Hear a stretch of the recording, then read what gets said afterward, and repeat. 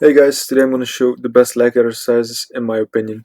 So let's start. I'm going to start off with the lying hamstring curl. I think this is one of the best hamstring exercises for overall mass and strength. It's very good for knee health too, and I will place it at amazing. Next up we have the hip thrust. The hip thrust is a very good exercise for glute strength, and it really helps your squat out, especially your low bar squat, because you need a lot of glutes to lift a lot of weight. Speaking about weight, you can lift a lot of weight with this exercise. You can really overload the glutes, hamstrings, and a little bit of calves actually. So yeah, I'll put it at amazing. Next up, we have the goblet squat, but I'm gonna change it a little bit.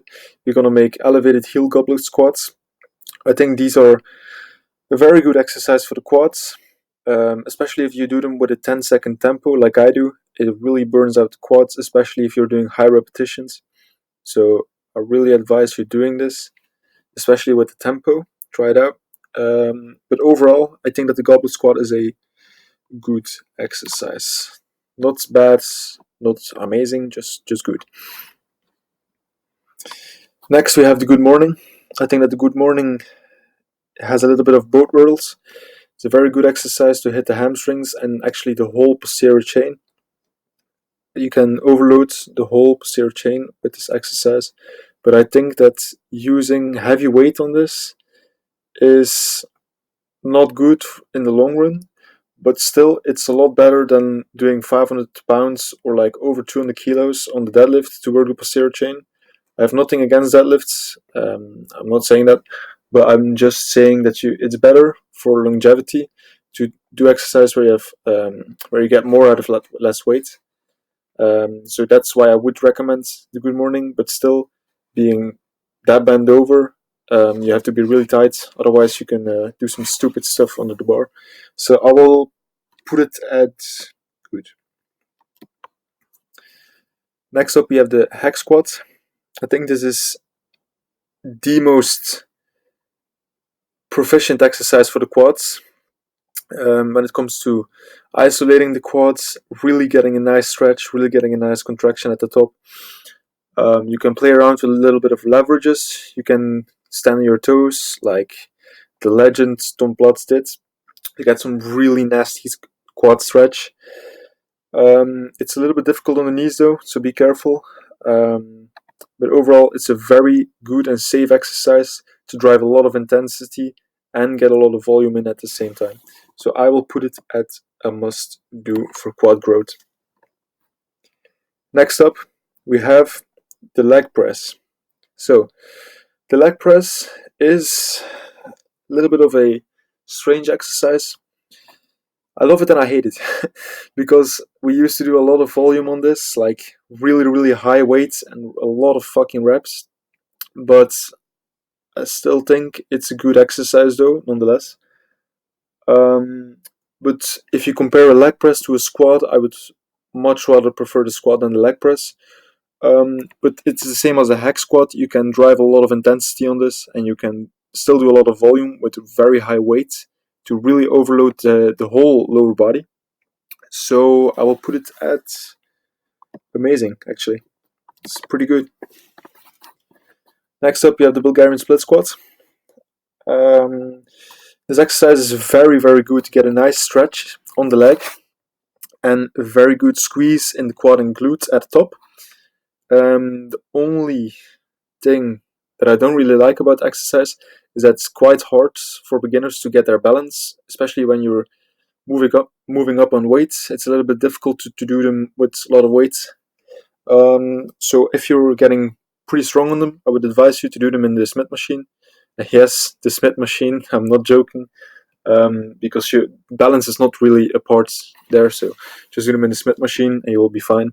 But overall, I think the split squat is one of my go-to exercises. I really love them. It's very good for growth, and they're very fatiguing on the legs. So I will put them at a must-do. Next up, we have an interesting one. It's running, but not only running, it's sprinting. And there is a little bit of a debate going on that sprinting, doesn't really build that big legs. When you compare it to a squat is obviously a little bit better at adding size and strength, but you shouldn't underestimate the sprints though. I really think that these build a lot of power and mass on the quads and hamstrings. But actually it's an overall lift, a full body lift. So I did sprints the other day and I'm still sore in my obliques, lats, shoulders, and my legs are just fried. And I don't know what it is about sprints, but I feel very energized after I did them. And I feel like all of my stress goes away when I do them. And I feel when I do like 6 sets of sprints, I feel like my legs feel like I went through a whole leg day, and it's very difficult to explain, but I just really love sprints for adding size. And overall, it's a full body exercise. It builds a lot of size on the quads, hamstrings, glutes, everything, your whole body. It lowers stress, it boosts testosterone. There are studies on this, so I'm gonna put them at a must do. Next up, we have front squat. A little bit of a harder variation of the squat, a little bit more difficult technique, but still a very effective exercise at building the quads, especially size. It's a little bit more difficult to overload than the back squat, just because your strength is not limited by your legs, but more the strength of your upper back and core. So it's actually a very good core and upper back builder. So for that reason, I will put them at amazing. No, actually, I will put them at must do. I don't know. It's a little bit between a must do and an amazing. I will put them at amazing, actually. They're not necessary, but they can really add some size on your quads. And I think they're just a lot more athletic than the normal squat, to be honest. Next up, we have deadlifts. I think the deadlifts are a very good compound exercise to hit the whole body. But I think they're not as good, at targeting the quads. I think they're a lot better at focusing on the posterior chain and the upper back. But yeah, I think if you overload this over time, like I said with a good morning, it gets to a point where it's just so heavyweight. If you go above 220 kilos, it gets very heavy to overload over time. And it's just very hard on recovery. So I would rather do a good morning than a deadlift. But still, I love deadlifting. It's a very badass exercise. And they can be very good for beginners to learn a proficient hip hinge movement. But still, I think that they are not as good at building it's very difficult to explain, but I think they're not as good as just a pure squat. I think they're just very good to build overall strength in the whole body, but they're not that proficient at isolating and really building the lower body. So I'll put them at the same level as good mornings at good. Just for the reason that it's very difficult to overload once you have reached 220 kilos or 500 pounds. It's very difficult to move on. It's not impossible. Like, there are guys that pull very high weights. Some friends of mine really pull a lot of weight on this. But still, I would rather prefer doing good mornings for bodybuilding purposes and to just overall spine health than doing very heavy deadlifts 2 times or 1 time a week. Next up, we have the walking lunge. To be honest, this can be my favorite exercise of all time for the legs, maybe even for the whole body. I think that the walking lunges are the definition of discipline. And what I mean by this is, on the end of every workout, leg workout, we do a couple of sets where we drive the intensity through the roof and we go all out with the max amount of weight that we have.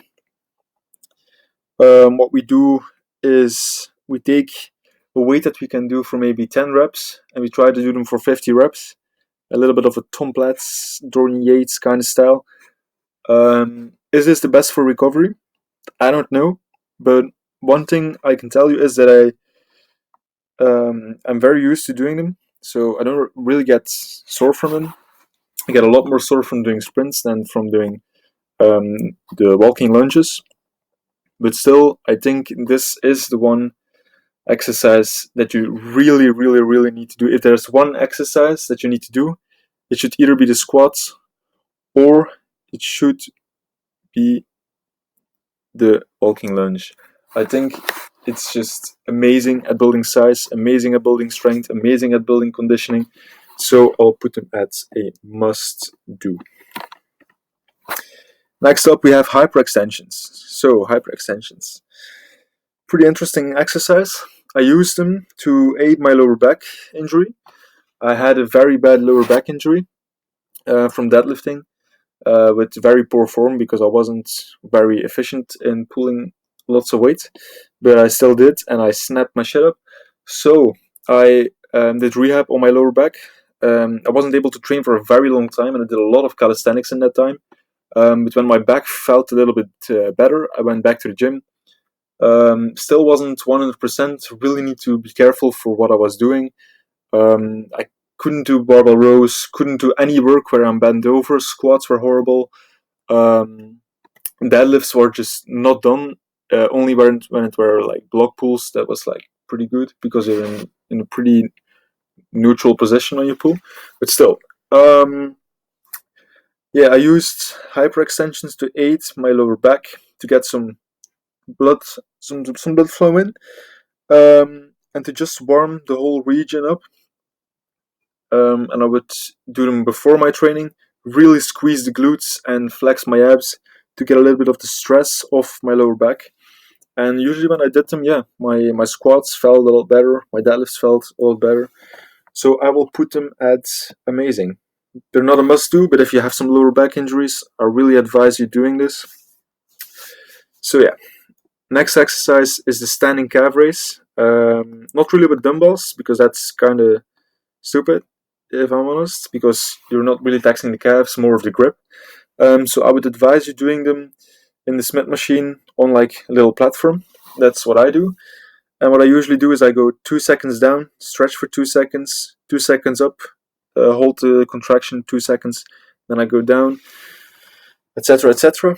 So I think that this is the most important calf exercise. So I will put it at a must do if you want to grow your calves. If not, it can be, can be skipped out, but I would not advise that.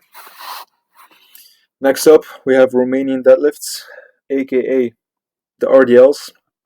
I think this is the best hamstring builder. Just really stretches out the whole posterior chain, especially the hamstrings.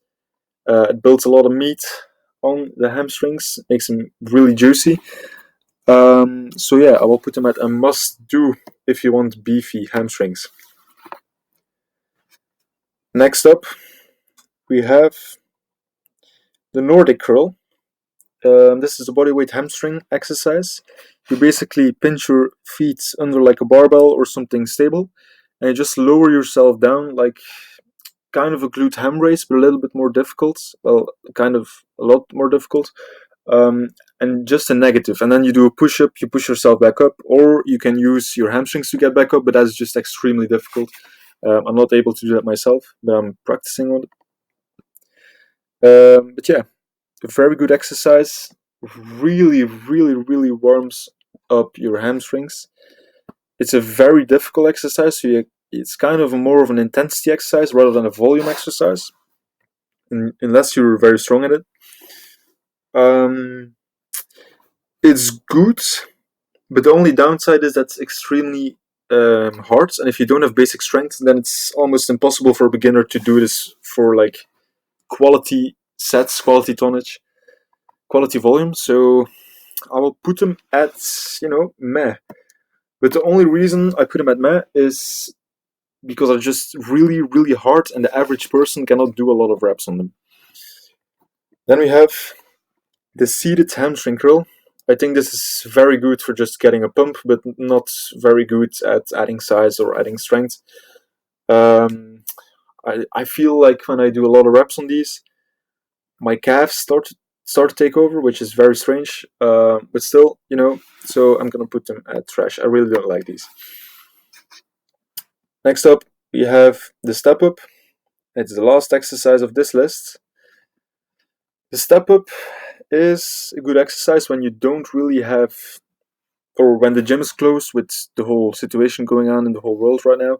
It's a good exercise to get some extra tonnage, some extra volume in, but you know, it's good when you have a weight vest or like pretty heavy dumbbells to make some good gains from them, but still, I would not really advise them doing them in the gym when you have all these other exercises like hack squats, Romanian deadlifts, split squats. I wouldn't really do these then, but when you're doing calisthenics workouts, they can be a very good exercise to put in your routine. So I will put them at good, actually. Only because they're good for if you're doing bodyweight training. So this was this list. Hope you enjoyed something. Hope you learned something. I hope you enjoyed. And let me know if you want to see more of this content. If you want to see more tier lists of other body parts, other exercises. And yeah, if you have any questions, leave them down below. I'll try to answer them all. See you next time.